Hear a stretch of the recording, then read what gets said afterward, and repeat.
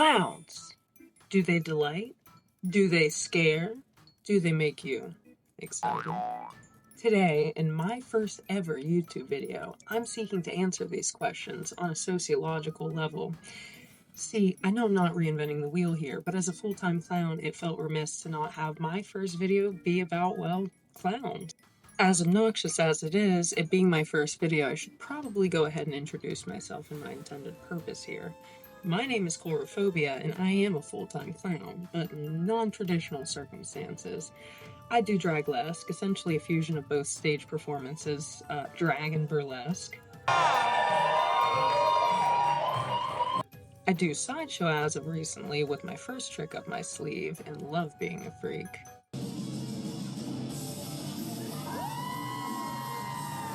I've done haunt acting, but I stopped after my first year because clown of a particular skill set has gotta eat, and I wasn't able to justify doing it at that rate of pay.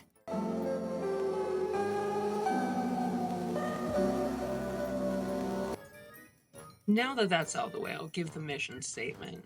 Ultimately, there are plenty of channels that cover horror, whether the genre as a whole or a niche. I seek to do the former and kind of cover a little bit of everything in the genre, for example, gaming, media, books. I also, of course, always want to use my jester's privilege to bring a lighthearted and clowny tone to the spewing of my opinion, which is just mine and mine alone. Now, if you can't tell, I'm kind of queer. So if that's a problem, there are plenty of other commentators out there to enjoy. I mean, of course, who I am and, my experiences and groups I belong to affect the lens in which I view media and life as a whole. So this is my channel. Now, as a man, I'm just rearing and ready to tell you my opinion on our modern perception of clowns. Why? With that out of the way, let's get into this video. And from the bottom of my undead heart, thank you for watching. In terms of what a clown is, I'm not actually looking to do a deep dive today into the historical origins of clowning, and I will admit, kind of expecting the people who have clicked on this video to know what a clown is on a rudimentary level because of the popularity of the concept. But I will go ahead and define it in full so that we can have a good basis for how clowns have persisted or morphed into the current day. All sources will be linked in the description below. Okay, editing Cole here. Two important things. At about 17 minutes, my mic starts doing really messed up stuff. Initially, I was using the microphone that is just in my earbud, but it started doing a weird thing. Literally that evening, I went to my brother-in-law's house, and he happened to have a mic for this thing, my Android phone. You know what I mean? So it's a little bit better on this mic. It's not great. Maybe people watch these videos and I'll have a reason to get a better mic. But yeah, for now, this is what I've been recording voiceovers and stuff through. Other editor's note is, instead of a blurb, there will be a pretty long video from my friend Jinx Estelle, because initially I'd only set out to interview two clowns, just two of different types, and we were gonna do Discord video call type interview. Car sounds, do Discord type interviews, and basically the mic was cutting out so bad on both people's ends when it happened because of storms that were going on, that they just submitted me a video, and it's pretty lengthy, but what they have to say is really valuable to the conversation, so I edited it for brevity, and you will see that at the end of the sentence stuff, so yeah. What is a clown? How did they come to be? Wikipedia opens their catch-all article on clowns with a description that I think is pretty succinctly put, saying, "A clown is a person who performs comedy and arts in a state of open-mindedness using physical comedy, typically while wearing distinct makeup or costuming and reversing folkway norms. Clowns have a varied tradition with significant variations in costume and performance. The most recognizable clowns are those that commonly perform in the circus, characterized by colorful wigs, red noses, and oversized shoes.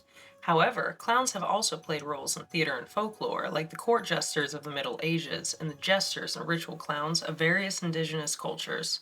Their performances can elicit a range of emotions, from humor and laughter to fear and discomfort, reflecting complex societal and psychological dimensions. Through the centuries, clowns have continued to play significant roles in society, evolving alongside changing cultural norms and artistic expressions. I personally feel like that summarizes a clown pretty well, especially in that last line, speaking toward how clowns have continued to evolve and change alongside the ever changing cultural norms, lending credence to alternative forms of clowning. I am contrasting alternative with traditional clowns, traditional in my mind meaning ancient theater clowns, circus performers, party performers. Basically, the first thing that comes to mind when you think of a clown, most likely. I will mostly be speaking about non traditional or alternative forms of clownery today, such as the Spooky Boys, burlesque, drag, modern theater clown. I did also want to talk about two more relatively recent developments, that being beautiful clowns, as well as clowncore as a lifestyle or fashion interest. I personally haven't seen anyone talk about those two things at the least, and even though no one's had an original thought in the year of our Dark Lord 2023, I figured I'd go ahead and pitch my piece as a clown. A clown renaissance has been happening over the past few years, in a very positive light, might I add, and we're about to figure out why that is right now. That is a question that really depends on who you ask. Some would say it was our beloved Tim Curry as Pennywise. From Stephen King's 1986 novel, It. I'm sure we all know that, I just had to go ahead and say it for educational purposes. I still haven't read the book, and I'm not sure I'm prepared to with what I've heard happens to kids. I love extreme horror, just do it to human adults, you know? Anyway, Killer Clowns from Outer Space, which is on my shirt, was another important moment in clown horror history, although not one likely to be credited as a catalyst. The comedic nature of the plot and well done, albeit silly nature of the titular clowns made it less scary and therefore arguably accessible to wider audiences. Even my makeup is inspired by a well-known fictional horror clown, and I'll let you guess who that is in the comments. Some may cite it was John Wayne Gacy, aka Pogo the Clown. Now, I'm not going to go deep into anything about him because he doesn't deserve it, and I would like to think that most of you here probably know who he is. I just have a little bone to pick with the misinformation that's spread about him and the public's perception of him and how he did his crimes. Now, I've known this for a good while myself, but I had to go ahead and find some evidence to back my claims that he did not get any of his victims dressed as a clown. As a clown, I really don't love this being in my Google history.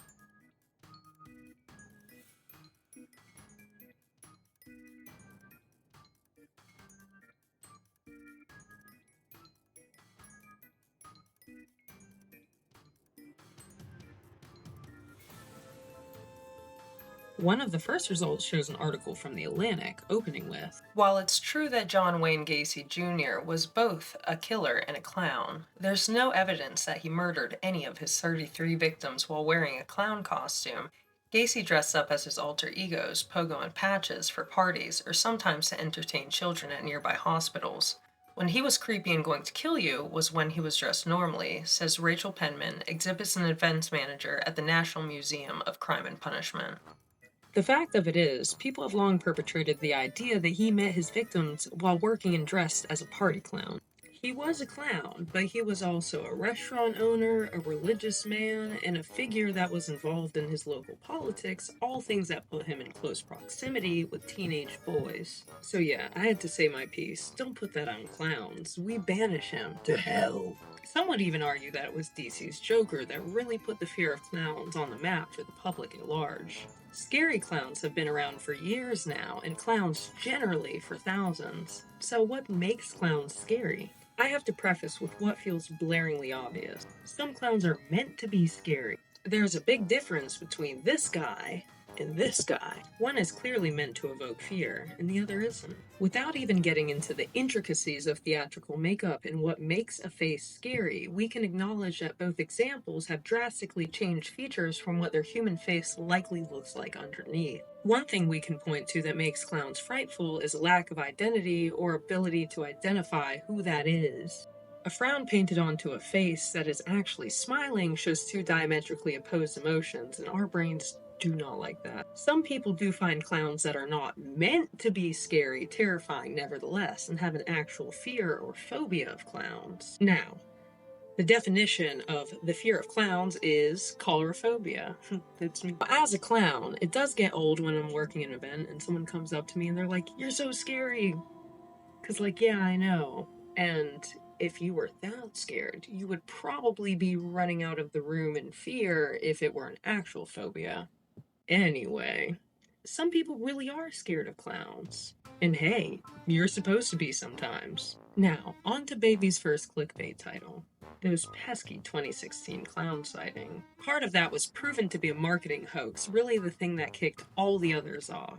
Gags is a found footage movie released in 2018 by Adam Krause. The first sightings in 2016 were coming out of Green Bay, Wisconsin, where the movie was filmed.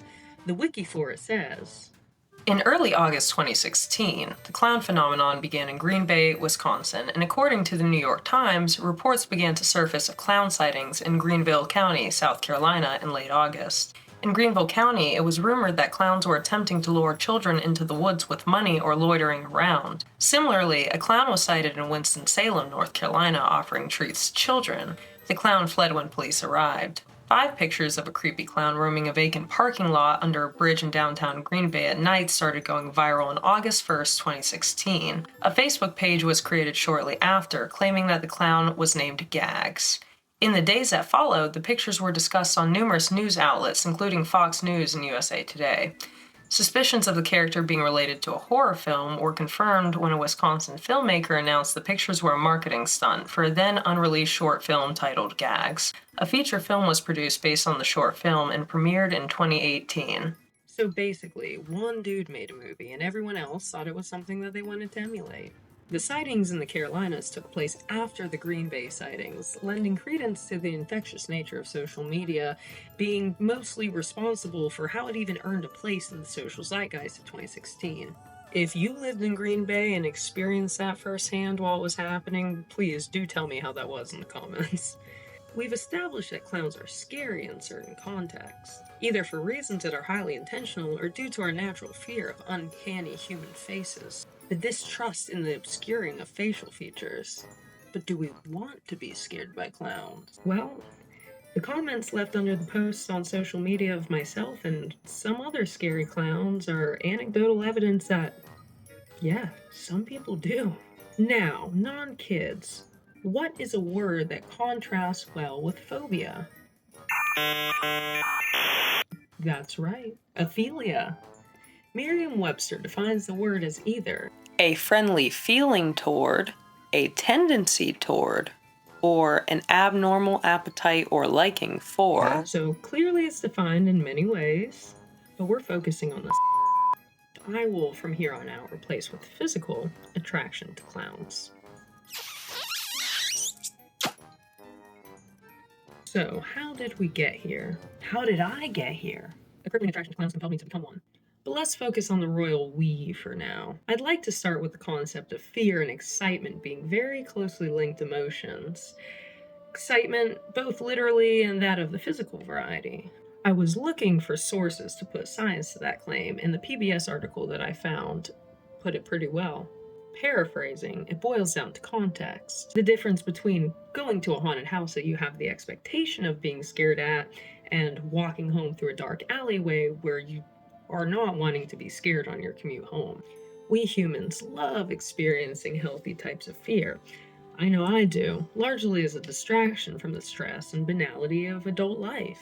The monsters in our closet cease to exist in our collective imaginations and are replaced with very adult fears like taxes and rent and having bad breath in the club when you gotta lean in to be heard. Some who are attracted to clowns like them because they're scary, but some people do like clowns who aren't scary specifically, and I venture to guess that that probably has something to do with nostalgia fulfillment and generally having a positive innate response to circus or party clowns as a kid. Some creators on the internet have recognized this niche and been further contributors to what I've dubbed the clownaissance. From scary clowns to sweet clowns to clowns who make clown tent to clowns who do it for reasons of pure joy.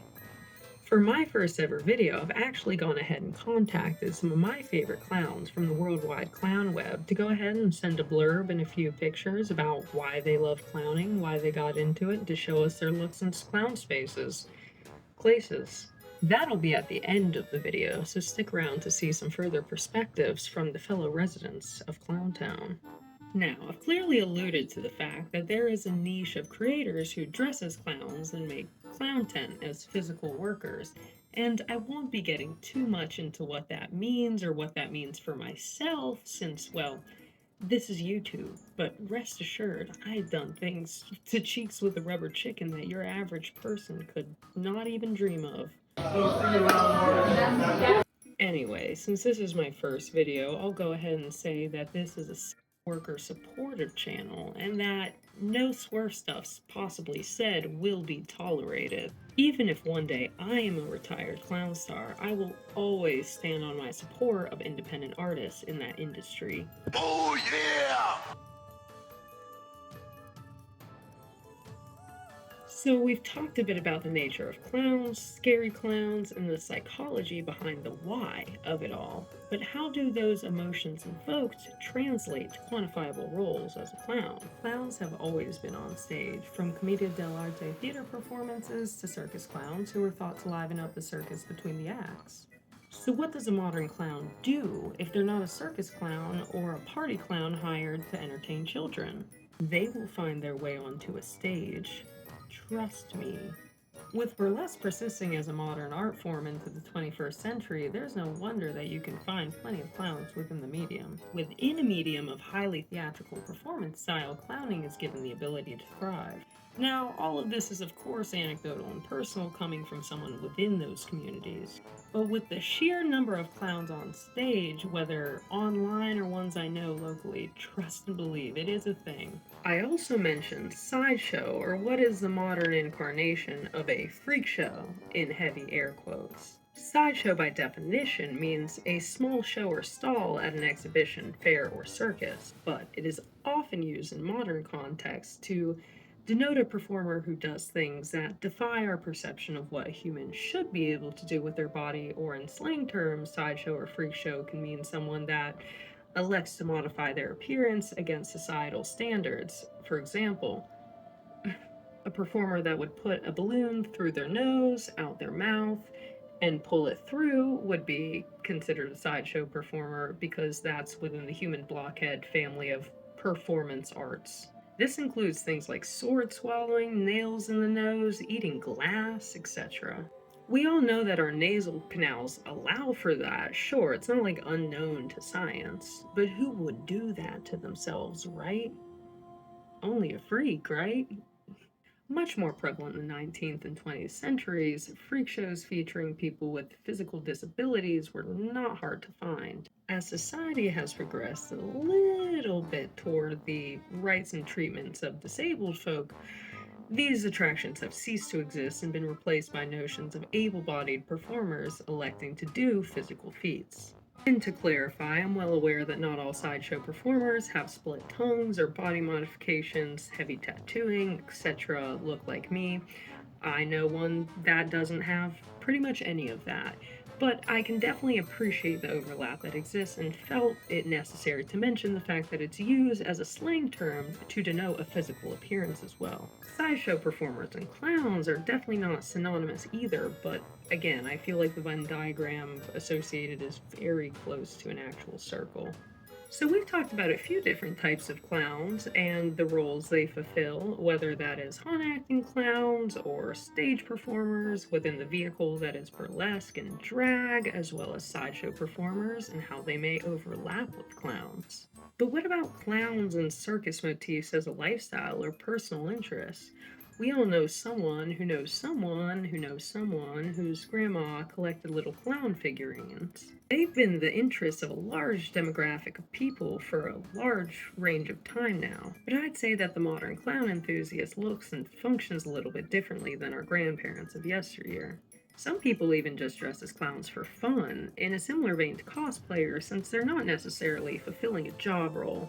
Burlesque clowns get paid to do that. A party time clown gets paid to do that. They are fulfilling a job role. But there are clowns who clown just for their own enjoyment and just for the sake of clowning and spreading joy.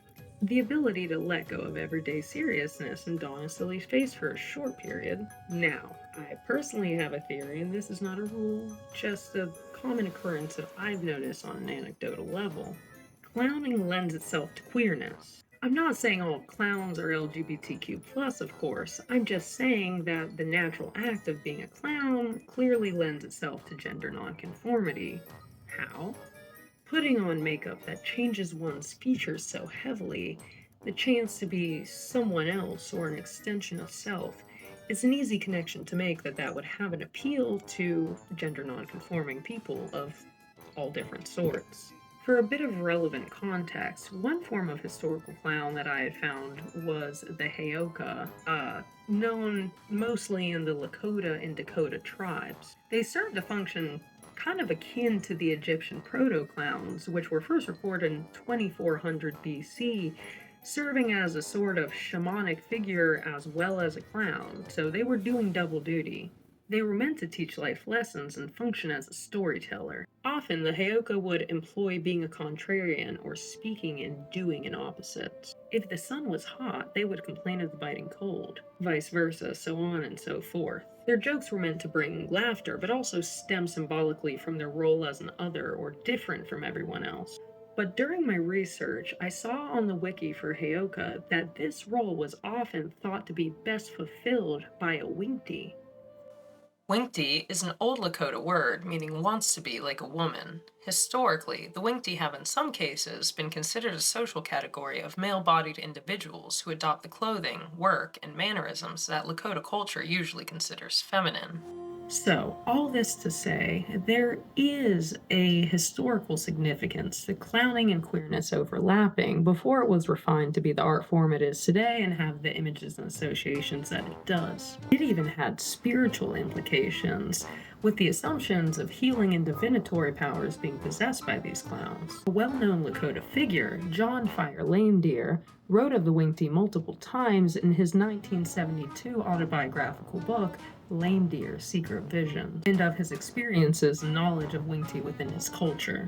John himself was considered a Heyoka and was also a rodeo clown. He started as a rider and would later transition into being a rodeo clown, specifically a drag rodeo clown named Alice Jitterbug. I linked the archive of his book in the sources, denoting each place that he talks about these experiences. While making this video, I started doing a fair bit of research on clown history, just so I would feel like I was speaking on a topic I knew from every angle, not just my own, even if my own personal experience is highly relevant to the subject at hand.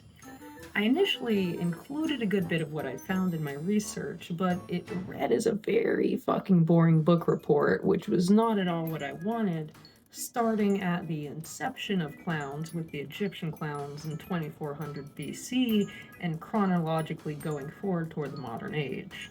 Then I realized I hated that formatting, and I wanted my video to be on modern clowns anyway, as well as entertaining, even though it will be informative, hopefully.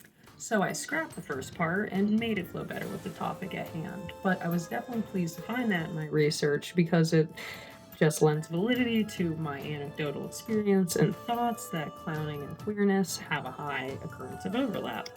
If you're queer in any way and love clowns or are a clown, comment below. I'm just trying to see how true of a thing that is. Now, back to the main point of this portion. Clowncore is one of the many terms in the core umbrella, or a suffix term essentially used to describe a niche fashion, lifestyle, interest, you get it. Other popular examples are things like goblincore, cottagecore. Honestly, when you go to the aesthetics wiki, the list of cores is endless and kind of redundant as well, as you'll see, or just flat out insane like femcel weeaboo. Basically, clowncore as a term is used to denote the modern equivalent of the clown collecting grandparent. People who consider themselves within that term may often decorate with circus and clown-themed decor, dressing as a clown for fun in their spare time and learning clown tricks like juggling, balloon tying, etc. Just like any subject matter with plenty of related media, activities, and products, it's really no wonder that plenty of people, myself included, have taken on clowning as a special interest or become ones fully themselves. The niche market for clown products has been ever expanding as well, making itself not so niche and very corporate in the process. I'm not necessarily saying that's a bad thing. One could definitely make the argument that it's a good thing for folks who don't have the time, funds, skill sets, etc. to keep within the DIY spirit of earlier clowning. You can often now find clown-themed items in bigger alternative stores, and I'm not talking about clowns from media either. I'm just talking about clown-themed products. From this dress I got for drag from Hot Topic to these coveted jars that I need for some reason, the very blatant commodification of tomfoolery is pretty good evidence for clowns of all sorts having a renaissance, since brands love to keep their hungry eyes peeled for any trends in the retail market. Now, as mentioned, here are some submissions from my cleanse about why they clown and what it means to them. Kid Confetti says, I started as a clown doll collector, and eventually clown makeup became a form of gender expression for me as a neurodivergent non-binary person. I love spreading color and kindness in a sad world of millennial gray. Jessie Jane Doe says, Hi there, my name is Jessie Jane Doe, and I'm a clown chick from Long Island, New York. My grandpa collected sad clown photos / statues my entire life, so I've always had a special spot for clowns, but I didn't fully get into clownery until 6 years ago. My start of clown paint was actually with the Insane Clown Posse. I had the opportunity of joining them on tour while selling merch for an opening act, and I got to do a different clown makeup every single night. I became obsessed. Once the tour was over, I started doing clown makeup regularly. At first, just taking selfies in my bedroom, then slowly increasing to podcast after podcast about clowns, circuses, and balloon art. I started deep diving into the history of clowns performing, specifically the 1700s and Joseph Grimaldi. I was absolutely enamored by the clown world. I started buying myself gear, costumes, tricks, and lots of balloons. I am not much of a live performer, but I love practicing, playing, and learning as many clown skills as I can. I hope to keep learning and improving in clowning around. I also slowly and very luckily got to become a part of an online juggalo community, as well as a general online clown community that has slowly become a home and support system for me. I love being in the clown world. Thank you for reading. Lucy Goosey says, My why. I've always loved the idea of clowns. As a child, my grandfather used to bring me back Perrault dolls, porcelain clown masks, and marionettes from Italy. I've always loved being colorful, and growing up my favorite part of the Renaissance fairs were the jesters. There's something healing in making others laugh and smile. There's something beautiful I love about spooky clowns, too. I'm trying to be authentic and do more of what makes me happy, and clowning has been the most freeing creative act of self-love I've embarked on. Crip the Clown says, I'm Crip the Clown, a content creator who is heavily inspired by clowns, nostalgia, and alternative subcultures. I had an undeniable gravitation towards clowns when I was young, as I had always used humor and self-expression as a coping mechanism while growing up in a very troubled environment. Many people in my childhood and teenage years tried to instill a fear of clowns into me or use clown as an insult to my always extravagant makeup, but it only reminded me why clowns are so special. Despite many people's fear, they are open-minded, true to themselves, and are here to entertain in the most exuberant form of artistic expression. I found sanctuary in clowning in my adulthood, and being different from the masses became an integral part of who I am in real life and on social media. From these adversities, Crip the Clown was born. Axel Joy says, I got into clowning first, as a way of expanding my fashion sense. I found a whole community of clowns on Instagram, and it was just so fun and colorful. I saw people doing fun makeup and fashion, and it made me really happy, and I wanted to do the same for other people. It's a fun, unique way to express yourself, and the community is so uplifting. Hello, my name is Jinx Estelle, and I am a clown, and I do spicy photo shoots, and I do makeup, and I do a lot of art, and I'm here to talk about that stuff with my friend Cole, who is making this video. First up, we got what got you into clowning? I really like this question because it kind of got me thinking about, like, where did my love of clowns come from originally, which was kind of a hard question to pin down because there's so many random places that I was like, oh, well, there's a clown in this thing and there's a clown in that thing. I've always been a fan of, like, a fucked up, scary circus. I think those are always really fun. I don't know. I've also always loved, like, fantasy and, like, medieval history, so, like, jesters are a whole different type of clown that I love. And I think there's also a lot of similarities between, like, clowns and other interests of mine. Things like masks and puppets. Also things like, in a way, like monsters or robots, stuff like that. Things that are kind of unhuman. I think there's something kind of connected there. Anyways, that's kind of where my, like, initial, like, interest in clowns came from, a bunch of different places.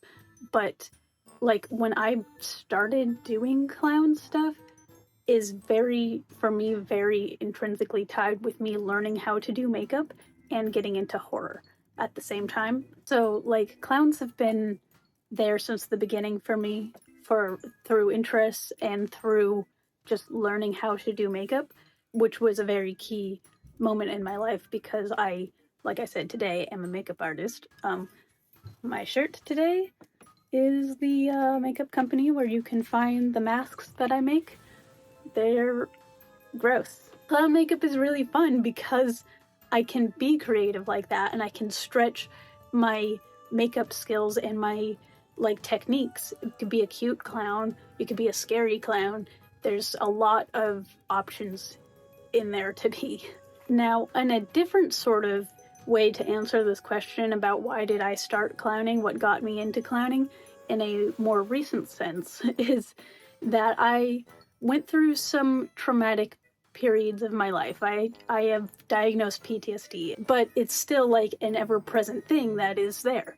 And something about that, I just decided to, like, embrace it. I felt like everything was absurd and everything was crazy and it didn't matter anyways, so let's just have fun with it. It felt like a way I could express myself, express my creativity, and just make something out of that, I guess. So I think the question, what do you do as a clown, makes me think of what is your clown act, because I think a lot of clowns are performers. And I don't necessarily consider myself a performer in that way. I have worked in theaters. I've did theater growing up in school and stuff like that. I was always backstage. I was always, like, running the lights, doing the makeup, making the costumes, the sets, moving things. Like, for me, a lot of the joy comes from the behind the stage creative process type of stuff. I also make art. Clowning has inspired me to do some other things that are more like stereotypical clown activities, though. Things like making balloon animals, or just generally being a little more silly, having a little more fun with life, and letting myself let loose.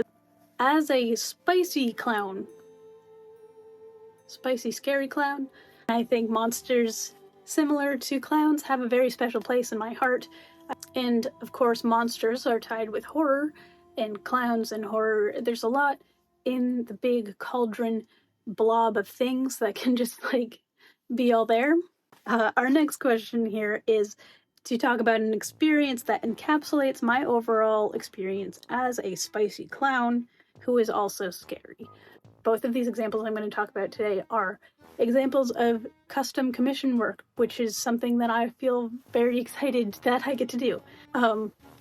Because both of these examples are things that I feel passionate about, that I think are really cool ideas that I'm like, yeah, I love that. I do want to do that. That's so good. Thank you for asking me to do this. Thank you for commissioning me to make something that I would already want to make. So the first one that I did this week was